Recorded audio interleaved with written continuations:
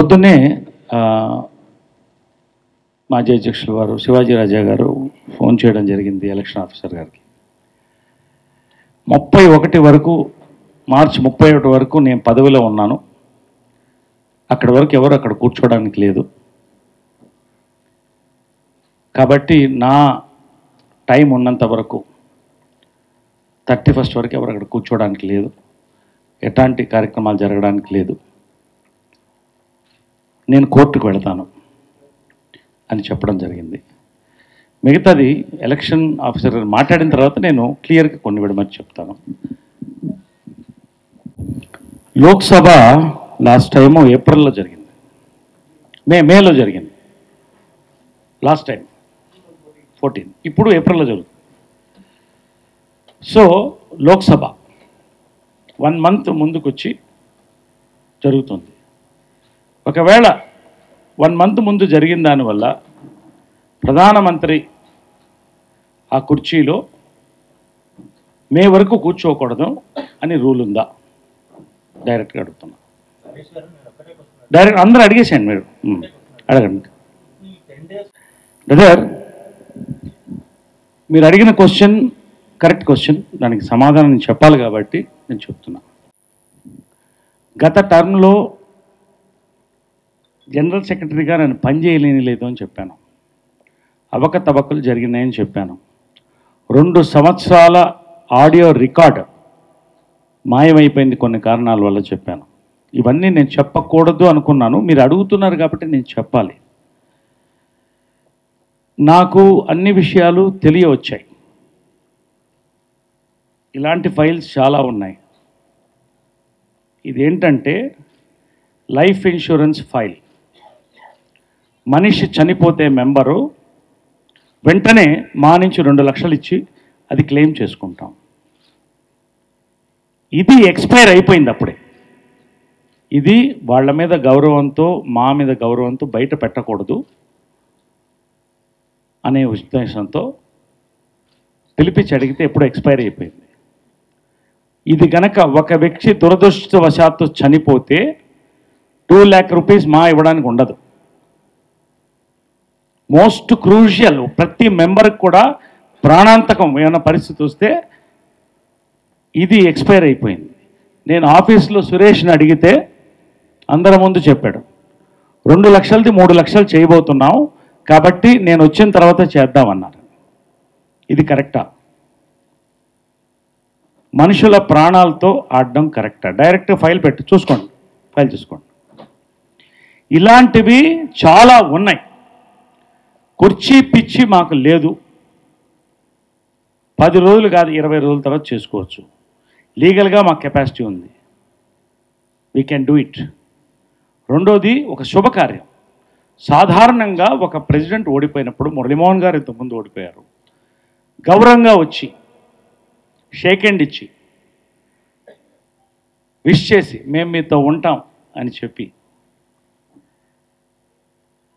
Charge next committee నిర్ణయించిన రోజున, ఇంతకుముందు కూడా అలాగే జరిగింది, చార్జ్ ఇచ్చేసి వెళ్ళిపోతాం. ఇది గౌరవం. నిన్న నేను పేర్లు చెప్పను కానీ చెక్కులు సైన్ చేయాలి, పెండింగ్ ఉన్నాయంటే మేము పెట్టమని కూడా చెప్పారు. ఇవన్నీ మేము మాట్లాడాల్సి వస్తూ ఉంది. మేము మాట్లాడకూడదు అనుకున్నాం, ఈ ఫైల్ విషయం బయట పెట్టకూడదు అనుకున్నాం.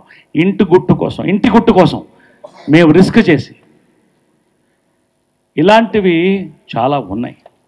నేను చెప్పలేను, చెప్పకూడదు. కానీ ఒక శుభకార్యం జరుగుతున్నప్పుడు, మాకు ఆ రైట్ ఉన్నప్పుడు ఎందుకు ఆపడానికి ప్రయత్నిస్తున్నారు? ఒక మంచి ముహూర్తం చూసాం, పోనీ ఒక 2-3 డేస్ బ్యాక్ చెప్పండి, లేదా ముందే చెప్పండి 31 వరకు నేను కూర్చోవాలి ఆ కుర్చీలో అని. కూర్చోండి సంతోషంగా. మేము రాము, 1వ తారీఖే వస్తాం. ఒక క్లబ్బు మొత్తం 500 మంది సభ్యుల్ని భోజనానికి పిలిచి, పెద్దలందరితో దీవెనలు తీసుకొని, మంత్రి గారితో దీవెనలు తీసుకొని, ఒక మంచి కార్యక్రమం. ఏముంటుంది ఇది? పదవి స్వీకారం అంటే నేను తీసుకుని వెంటనే కిరీటం పెట్టుకుని ఆడ కూర్చొని ఆ కుర్చీకి ఏలాడిపోను కదా. పనులు ఉన్నాయి, చేయాల్సిన పనులు చాలా ఉన్నాయి మాకు. ఇవన్నీ ఆగిపోయి ఉన్నాయి. ఇవి మేము చెప్పలేదు ఇంతకుముందు కూడా, ఇంకా కొన్ని ఉన్నాయి, అవన్నీ నేను తీయట్లేదు. ఇప్పటికి కూడా చెప్తున్నాను, నేను తీయను, మా ఇంటి గుట్టు కోసం తీయను. కానీ ఎందుకు ఇట్లా హింస పెడుతున్నారు?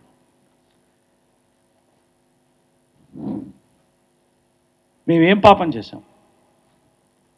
ఒక మార్పు కోవాలని అడిగాం, దాని మార్పుకు సమాధానం చెప్పారు. మీడియా వారు ఉన్నారు, 2 రాష్ట్రాలు హర్షించింది. ఇవాళ ఒక కార్యక్రమం జరగడానికి ఇటువంటి ఫైల్స్ మేము సంతకం పెట్టాలి, పనులు ఉన్నాయి చాలా, ఆ పనుల కోసం కూర్చుంటున్నాం. నువ్వు అరుణాచలం వెళ్ళిపోతానని చెప్పి చుట్టుపక్కల ఎక్కడో ఇక్కడే కూర్చుని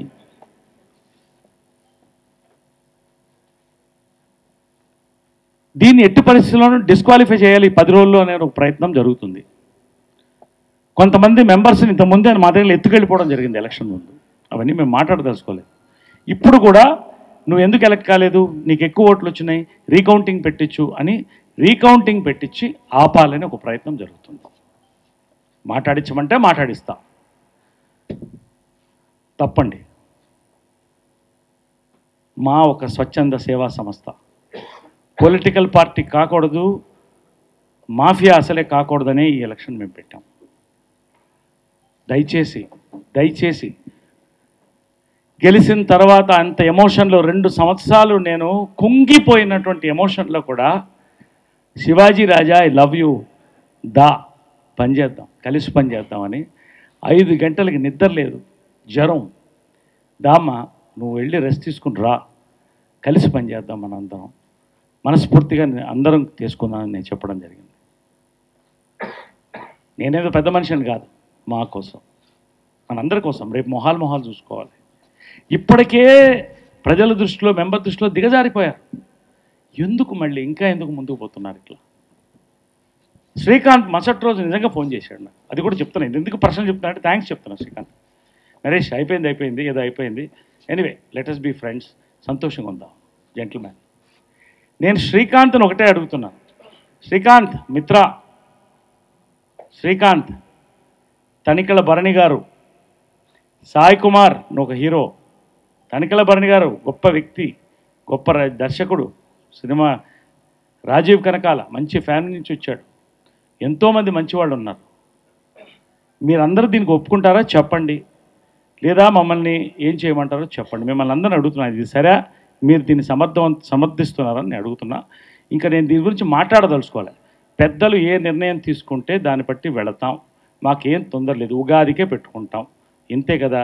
ఈ లోపల జరిగే కుట్రలు ఏమన్నా జరిగితే మేము బాధ్యులం కాము. ఆ రోజు రాత్రి ఇక్కడ ఎన్నికల్లో ఎలక్షన్ ఆఫీసర్స్ పడిపోతుంటే రాత్రి 1 గంటకి పర్వాలేదు లాక్ చేసేసి సీల్ చేసేసి పొద్దున కౌంట్ చేద్దామంటే ఇక్కడ తప్పులు జరుగుతాయి. ఇప్పుడు జరగాల్సిందంటే 4 గంటలు అందరం శివాజీరాజా కోసం మేల్కొన్నాం. సరే అతన్ని సాటిస్ఫై చేయాలి లాస్ట్ అని. ఇటువంటి ఒక చరిత్ర మాకు అవసరమా? ఫుల్ స్టాప్ పెడదాం. Thank you.